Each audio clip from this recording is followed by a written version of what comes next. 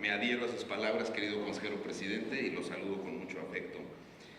A mí en lo particular me da muchísimo gusto recibir aquí en el Instituto Nacional Electoral a una persona que también en su momento empeñó su mejor esfuerzo para hacer bien las cosas en la organización de las elecciones, el doctor Luis Carlos Ugalde, quien fue consejero presidente de nuestra institución y que se ha esforzado también por presentar un conjunto amplio de análisis sobre el tema del sistema electoral y donde además ha colocado un sentido crítico a los textos que ha publicado en estos temas. Así que bienvenido, Luis Carlos, es como siempre tu casa. También quiero decir que me siento muy honrado de estar con una mujer a la que admiro mucho, a quien aprecio mucho, que fue una compañera entrañable y siempre una mujer con una enorme creatividad y una enorme vitalidad para el trabajo institucional, la doctora María Marvana, quien conocí hace muchos años como presidenta del Instituto de Acceso a la Información Pública en su momento. Fue fundadora de esa institución, la primera presidenta de esa institución y ciertamente la primera y única hasta el momento presidenta del Instituto Federal Electoral, hoy Nacional Electoral. También me da muchísimo gusto estar con mi compañero, el colega, el maestro Jaime Rivera Velázquez, quien también es coautor de esta obra. Saída Hernández, muchísimas gracias por tu invitación y por tu paciencia, porque en mi caso me tardé mucho en redactar el ensayo, pero te agradezco muchísimo, lo mismo que a Luis Carlos, la invitación. Bueno, este es un libro que en mi opinión tiene varias ventajas y que en mi opinión puede ser un referente para varias cuestiones. Se aboca en varios de los ensayos que contiene a hacer una descripción detallada de la evolución que ha tenido el sistema electoral mexicano y en particular las autoridades electorales y algunos de los procesos que han permitido la organización de las elecciones desde 1991. Particularmente el ensayo de Luis Carlos Ugalde, que es una especie como de introducción a la obra, es un trabajo documentado sobre la evolución del sistema electoral, con un énfasis especial en lo que para él son las principales reformas electorales que hemos tenido, que son la del 77, la del 96 y luego la del 13-14. Es un apartado introductorio que me parece que es muy importante de ser revisado y además contiene reflexiones importantes sobre la autoridad, y aquí me quiero detener un poco porque yo, siendo coincidente con las reflexiones de Luis Carlos Ugalde, creo que hay un punto que se tiene que explorar con mayor abundancia respecto de la evolución del IFE-INE, y es el hecho de que el Instituto Federal Electoral surgió como una autoridad originalmente concebida para organizar las elecciones, sí, pero también como un mecanismo de deconstrucción del fraude electoral, lo cual me parece se logró de manera eficiente, incluso desde las primeras elecciones que organizó el Instituto, la del 91, y una elección que en mi opinión es paradigmática, que es la de 1994. Hay como un acuerdo entre los intelectuales y los estudiosos del tema en el sentido de que la reforma del 96 consolida el carácter ciudadano y la autoridad electoral se vuelve eso a la salida del secretario de Gobernación del Consejo General y por consecuencia la designación de un ciudadano en la presidencia de esta institución. Esa es una reforma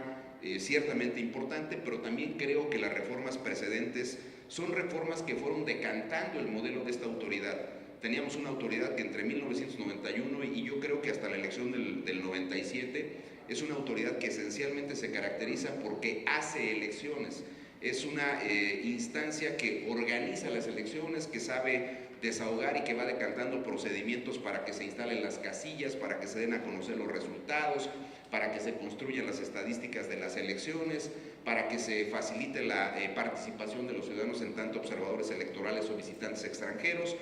pero no tenía como ahora el carácter de una autoridad que también arbitrara las elecciones. Fue en 1997 cuando el Consejo General de esta institución intentó, por ejemplo, exhortar a los gobernadores para que suspendieran la publicidad de los programas sociales 30 días antes de la jornada electoral. Ese fue un acuerdo histórico, en mi opinión, y es el primero que, en mi opinión, va decantando la posibilidad de que el Instituto Federal Electoral se convierta en eso, en un árbitro de las elecciones. Curiosamente fue un acuerdo revocado por el Tribunal Electoral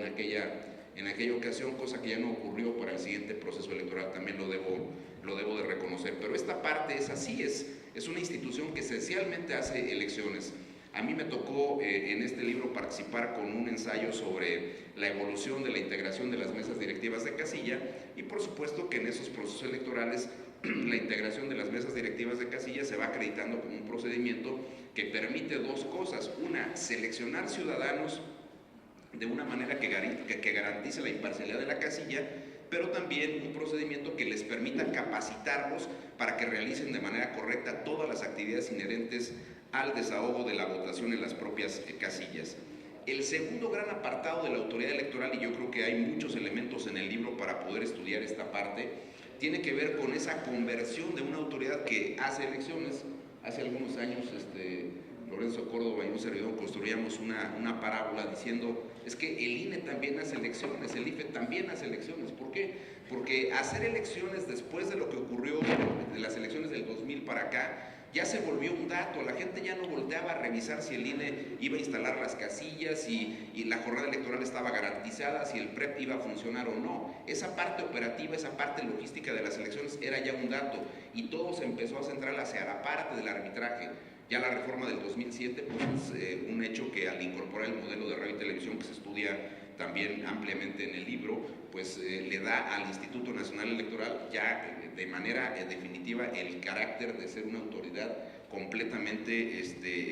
facultada para arbitrar la contienda. La administración de Luis Carlos Ugalde incorpora un tema que me parece fundamental, que fue el famoso,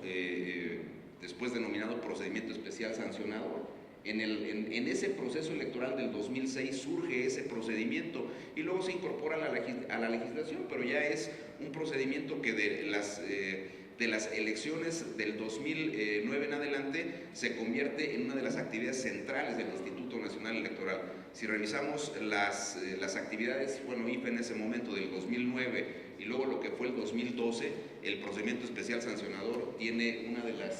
las atenciones más privilegiadas que ha tenido por parte de la institución a alguna de sus actividades, y lo convierte prácticamente en una autoridad que arbitra elecciones frente a los partidos, y en ese momento, a partir de ese momento, frente a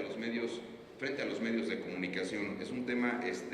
por demás interesante. Así que los diversos ensayos del libro van haciendo este recorrido de las autoridades electorales, y van describiendo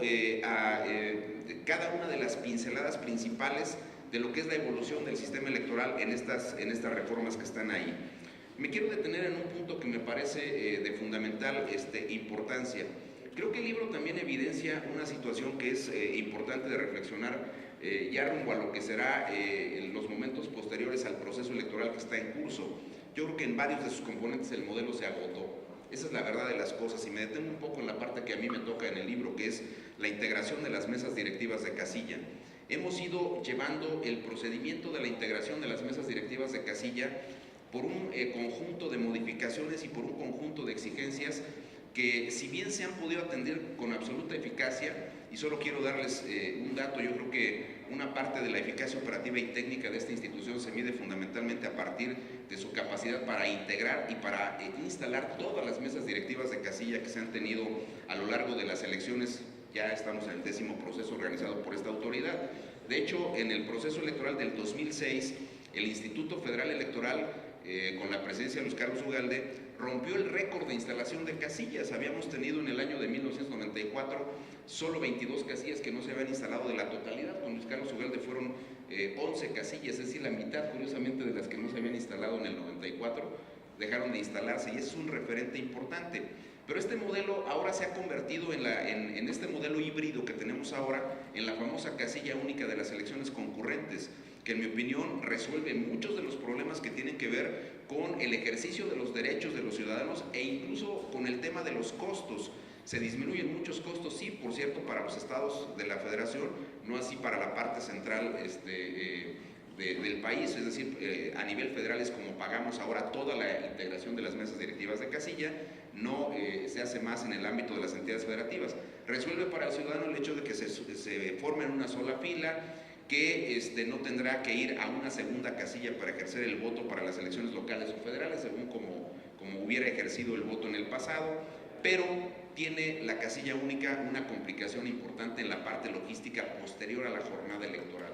Y ustedes pueden advertir cómo en elecciones locales, la de Coahuila fue un caso significativo porque tuvimos un detalle donde los funcionarios de mesa directiva de casilla permanecen muchas horas después de la jornada electoral en trabajos posteriores en cada una de las mesas directivas de casilla. Algunos de ellos decidieron dejar los paquetes electorales en el lugar donde se instalaron las casillas y no los fueron a entregar. Y eso fue motivo de una impugnación y de un señalamiento específico porque se dijo que al haber sido entregados los paquetes electorales, por ejemplo, por la Policía Estatal, había situaciones que ponían en entredicho la credibilidad de los resultados electorales. Esa parte está en el desahogo de esa elección y yo creo que el proceso electoral que está en curso enfrenta en el trabajo posterior a la jornada electoral un gran reto en términos de logística que puede generar también problemas serios de credibilidad en la elección. Entonces habrá que tener mucho cuidado en el funcionamiento de las casillas. ¿Por qué? Porque los funcionarios van a permanecer muchísimas horas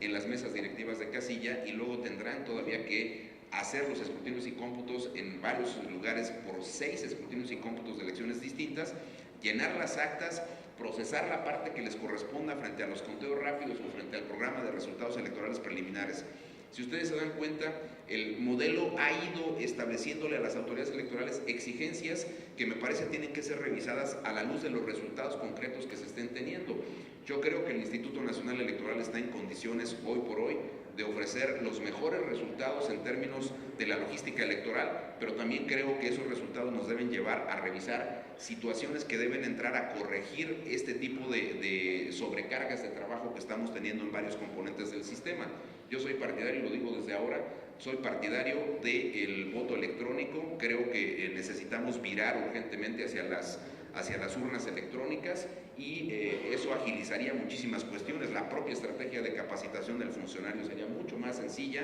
omitiríamos una enorme cantidad de documentación electoral que tenemos hoy por hoy, tendríamos resultados con una enorme agilidad en los lugares donde se usa la urna electrónica. Es un hecho que en 5 minutos se hace el escrutinio y cómputo y en otros 5 los resultados están en el sistema del programa de resultados electorales preliminares. La elección reciente que hubo en Chile o en Colombia indica con toda claridad cómo el flujo de la información es con una enorme celeridad. En Colombia la jornada electoral concluye a las 4 de la tarde. Poco antes de las 5 de la tarde el PREP tenía resultados del 52% de las casillas. Nosotros tendríamos que ir virando hacia sistemas que sean mucho más ágiles en esa materia. Yo espero que la aplicación que haremos ahora del PREP casilla ayude a paliar este tipo de cuestiones. Y por último hago un comentario que me parece también importante. El libro tiene también un componente esencial que es el análisis de este modelo híbrido y de la relación que hay entre el INE y los órganos electorales de los estados. Hace también, y creo que de manera correcta en algunos de los ensayos, un planteamiento específico respecto a si deben continuar o no deben continuar, cuáles son las ventajas o las desventajas de uno o de otro modelo. Esa parte lo plantea, lo problematiza de manera correcta el libro a través de varios ensayos y yo creo que ese sí es un tema que tendrá que ser revisado con mucho detenimiento después de la jornada electoral, lo mismo que la problemática que se asoció ahora al sistema centralizado de la fiscalización de los gastos de campaña, donde nada más ahí para establecer con claridad el problema operativo que tiene la institución es que concluyendo la jornada electoral tenemos exactamente 39 días para presentar los dictámenes en el Consejo General respecto de los gastos de todos los candidatos que están en las campañas de elecciones federales y locales. Ya el señor secretario ejecutivo, que está muy metido en esos temas, pues ya está sufriendo las presiones de tener en tiempo y forma todos esos resultados. Quiero felicitar a los coordinadores de la obra, a Luis Carlos Ugalde y a Said Hernández por el magnífico trabajo que está aquí reflejado en esta obra y que sin duda sirve para alimentar el debate público sobre uno de los temas más relevantes de la vida colectiva de nuestro país hoy día. Así que enhorabuena por el texto. Muchas gracias.